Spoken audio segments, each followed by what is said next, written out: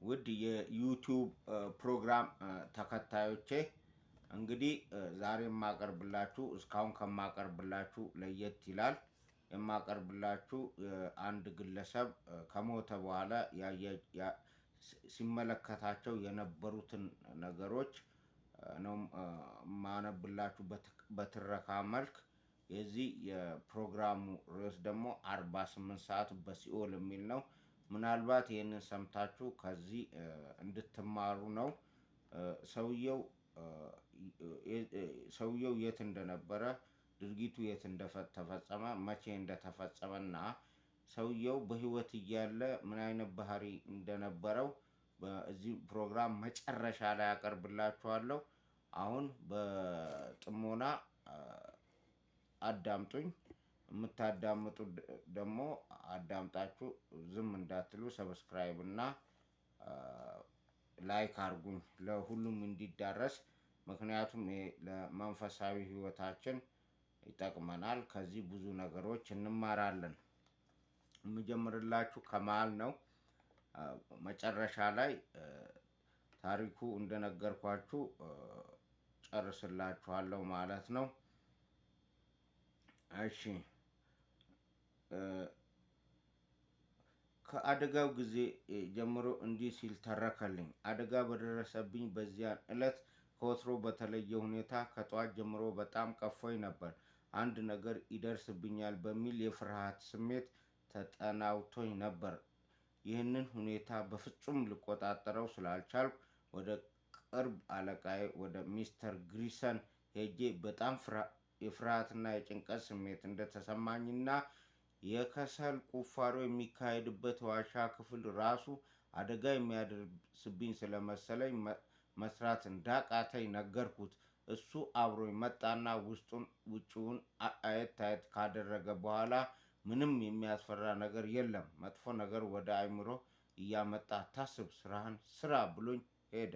ስራዬን ማከናወን ቀጠልኩ። ከዚያ ወዲያ ምናልባት ለሁለት ሰዓት ያህል ብሰራ ነው። ድንገት መውጣት እንኳን በማልችል ሁኔታ የምሰራበት ክፍል በላይ ተደረመሰና ነገር ሁሉ ወደ ጨለማ ተለወጠ ይላል። ወዲያውኑ ትልቅ የብረት በር ተከፍቶ በበሩ በኩል እያለፍኩ እንደሆነ ይሰማኛል ይላል። ይሄ ምንድነው? ነፍሱ ከስጋው ከተለየች በኋላ አሁን እዚህ ጋር ይጀምራል ማለት ነው። ወደ ንባቡ ልመለስና በሀሳቤ ሞቼ ወደ ሌላ ዓለም እየሄድኩ እንደሆነ ገመቱ።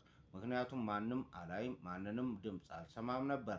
ግን ለራሴ ምክንያት በማይታወቀኝ ሁኔታ በበሩ አልፌ ያለማቋረጥ ከተሻገርኩ በኋላ ከአንድ ትልቅ ወንዝ ዳርቻ ኮከቦች በሰማይ ላይ ሲታዩ የሚገኘውን ብርሃን አይነት ወገግ ያለ ነበር። ከዚህ ሆኜ በወንዙ ላይ እየቀዘፈ ወደ እኔ የሚመጣ እንዳለ ከመቅዘፊያውና ከውሃው ድምፅ ተረዳሁ። ጀልባውም እኔ ያለሁበት ስፍራ ሲደርስ ቆመ። በጀልባው ላይ የነበረው ሰውዬ ወርዶ ወዳለሁበት መጣና አጠገቤ ቆመ። ምንም ቃል መተንፈስ አልቻልኩም። ለጥቂት ጊዜ ቆሞ ከተመለከተኝ በኋላ እርሱም የመጣው እኔም በጀልባው ለማሻገር ተልእኮ መሆኑን ነገረኝ። እኔ ግን አንድም ቃል መናገር አቃተኝ። እሱ ማን እንደሆነና ወዴት ሊወስደኝ እንደሆነ ለመጠየቅ በልቤ ፈለግኩ። ግን ምላሴ ከላንቃዬ ጋር የተጣበቀ መሰለኝ። አልቻልኩም። ስለዚህ ዝም ብዬ ታዘዝኩና ጀልባው ላይ ወጣው። ወንዙን ተሻግረን ወዲያው ማዶ ስንደርስ ከጀልባው ወረድኩ። ወዲያው ባለጀልባውን ከዓይኔ ተሰወሩና ብቻዬን ቀረው። ምን እንደማደርግ ወዴት እንደሚሄድ ግራ ገብቶኝ ስመለከት ከፊት ለፊት ሁለት ጨለም ወዳለ ሸለንቋማ ስፍራ የሚያመሩ መንገዶች ተመለከትኩ። አንደኛው ሰፊ መንገድ ያለ ሆኖ ብዙ ሰዎች የተራመዱበት የእግር ኮቴ ይታያል። ሁለተኛው ደግሞ ጠባብ ሆኖ ወደ ሌላ አቅጣጫ ያመራል። እኔም ብዙዎች ወደ ሄዱበት መንገድ እርምጃዬን ጀመርኩ። ግን ጨለማው በጣም እየባሰ ስለሄደ ምንም አይታየኝም ነበርና ምን እንደማደርግ ተጨንቄና ግራ ገብቶኝ እያለ ከሩቅ የብርሃን ብልጭታ ታየኝ። በዚህ ጊዜ መንገዱ ግልጽ ሆኖ ታየኝ። ወዲያው መልኩ ምን እንደሚመስል ለመግለጽ ከሚያስቸግር አስፈሪ ፍጡር ጋር ተገናኘው። ይህ ፍጡር መልኩ እንደ ሰው የሚመስል ሲሆን ግን ካየኋቸው ሰዎች ሁሉ የተለየ ነው። ቁመቱ ቢያንስ 10 ጫማ ይሆናል። በጀርባው ላይ ትላልቅ ክንፎች አሉት። የመልኩ ጥቁረት ልክ በስራዬ ላይ ስቆፍር የነበረውን ከሰል ከመምሰሉም በላይ ራቁቱን ነው። በእጁ ጦር ይዟል። ጦሩ እጀታ ወደ 15 ጫማ ይረዝማል። አይኑ ልክ የእሳት አሎሎ ይመስላል። ጥርሱ ነጭ ሆኖ ርዝመቱ ወደ 1 ኢንች ይደርሳል።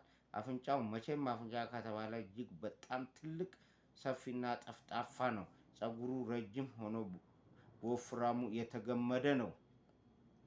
ድምፁ ልክ በጫካ ውስጥ ሆኖ እንደሚያገሳ አንበሳ ነበር የሚያስተጋባው ይላል። ይቀጥላል። አመሰግናለሁ።